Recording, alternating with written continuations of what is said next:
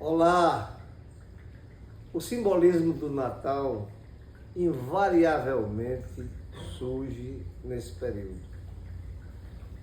Não o simbolismo do consumo, mas o simbolismo da reflexão, do pensamento, da solidariedade, do balancete de vida. Tudo isso surge nesse período. Cora Coralina tem um trecho, ela diz uma frase mais ou menos assim, que a estrada da vida é longa e é áspera, e nós temos que palmilhá-la. Então devemos fazê-lo cantando e com as mãos cheias de sementes que irão eternizar as gerações que se sucedem. Isso é muito profundo, é uma coisa muito profunda. Como profundo foi o pensamento do emissário que veio pela divindade e que chegou naquela época que agora se celebra, nós celebramos a data, a cronologia dele, segundo o registro bíblico, mais dia, menos dia, nós não vamos entrar nesse questionamento, mas se celebra a passagem, a chegada do Cristo e a sua passagem pela terra. Foi uma passagem muito profunda, que deixou uma mensagem muito profunda. Se nós raciocinarmos, quando Jesus anunciava no Sinédrio, anunciava aos doutores, aos escribas, anunciava ao Império Romano que ele era representante do reino de Deus. Naquela época, a modelagem de reinado que as pessoas conheciam era o Império Romano.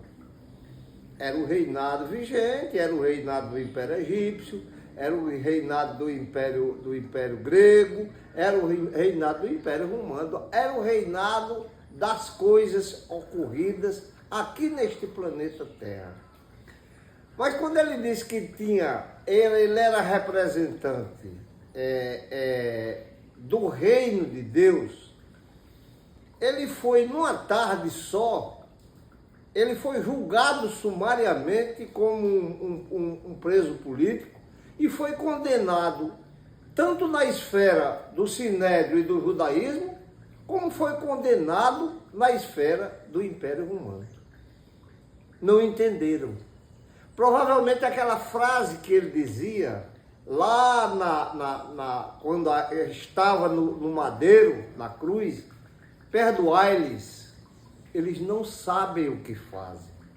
Gente, isso tem uma magnitude, uma profundidade filosófica milenar. Quando Jesus falava no reino de Deus, ele falava de irmandade, ele falava de solidariedade, ele falava de companheirismo, ele falava de tolerância, ele falava de despreendimento material, ele falava de uma série de adereços que foram sendo agregados à vida humana, à caminhada humana, de uma forma distorcida daquilo que ele falava. Então, quando ele disse, eu represento o reino de Deus, os monarcas, os anciões, os escribas, que representavam a religião e a igreja, que era um poderio forte, eles começaram a se sentir ameaçados. Jesus era uma ameaça para aquilo que eles queriam. Mas se vocês observarem, até hoje, ainda Jesus é uma ameaça. Como nós evoluímos pouco. Apesar da passagem de milênios, 2 milênios mais ou menos cronometrados, a gente andou muito pouco. É tanto que quando chega numa formalidade, nos festejos, nas comemorações natalinas, Ninguém está comemorando o consumo. Nós não estamos celebrando o consumo. Observem onde foi o lugar que ele escolheu para nascer, gente. Isso por si só nos dá uma ideia da humildade desse ser humano que chegava, desse ser divino que chegava à Terra.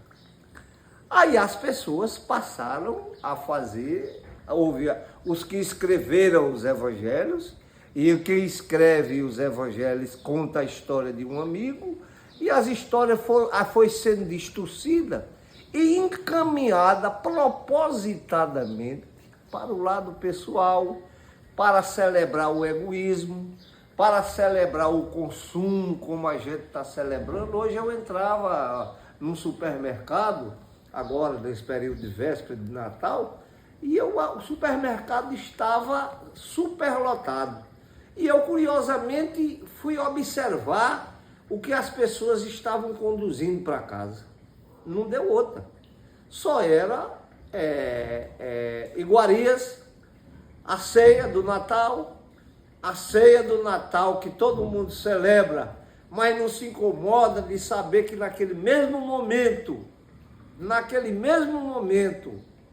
os despossuídos estão a passar fome naquele exato momento.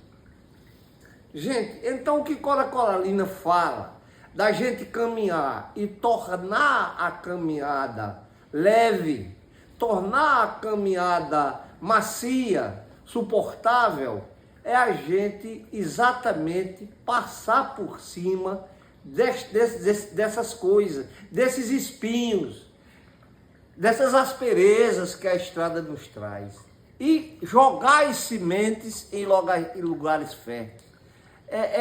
A nossa articulista, Mitzi, ela tem um trecho do livro dela que ela fala sobre as sementes, sobre a dispersão das sementes. A dispersão das sementes é muito simbólico também, porque na parábola do semeador, Cristo falava que alguém jogou sobre as pedras, não nasceu porque não tinha raiz, jogou sobre a areia, o vento levou, jogou sobre o chão ressequido, a semente morreu, mas o outro jogou numa terra fértil e úmida, e a semente reproduziu e multiplicou-se.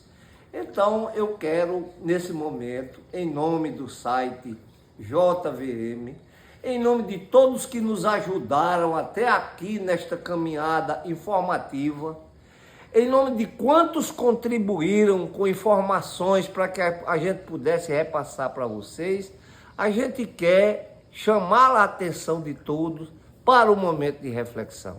Façam sim, façam sua ceia no âmbito da sua família, celebrem o Natal no âmbito da família, mas não esqueçam, por favor, não esqueçam que o dia 1º de janeiro já revela uma realidade bastante diferente. Aquela realidade que Cristo não queria. Cristo não pregava o Evangelho, ele praticava o Evangelho, até porque o Evangelho ainda não havia sido escrito. O Evangelho foi montado em cima das palavras de Cristo, que alguns distorceram, que alguns ainda distorcem. Então, gente, eu quero desejar a vocês todos, nessa data, que também a mim e a minha família emociona. Eu quero agradecer às pessoas que caminharam comigo, notadamente a minha companheira, Maria Gorete, que esteve comigo ao meu lado e não faltou em momento algum. Os meus filhos, os meus netos, os meus amigos e até os meus inimigos. Aqueles que não gostam de mim, eu rogo a divindade que os compreendam e que os façam retornar ao raciocínio humano que Cristo tanto pregou. Eu creio que é isso. Eu creio que é essa mensagem que a gente pode dar e deixar para todos vocês nesse período tão significativo. Um grande abraço afetivo natalino a todos, à minha família, aos meus irmãos distantes, aos meus sobrinhos, à minha geração, aos que virão depois de mim, e até aqueles que não são nem meus parentes de sangue, mas são meus parentes de solidariedade, são meus parentes de atuação em prol do social, são meus parentes de atuação na hora da pregação. A todos eles, um grande abraço e um feliz ano novo, que este ano novo venha. Eu não vou dizer assim, que há muita felicidade no ano novo. Vamos construir o ano de 2025. Depende de nós. Depende de nós que o circo esteja armado, que o palhaço esteja engraçado, não é, gente? Então isso nós vamos fazer baseado na história da Nascimento, de Cora Coralina. Os caminhos são ásperos, muitos deles nós atravessamos. Perdão, esse ano nós vamos encontrar novos caminhos ásperos. Não se iludam, mas nós vamos ter a força e a fé e a proteção divina de Jesus e da Virgem de Aparecida, que protege o Brasil para que a gente possa seguir em frente. Um grande abraço, gente!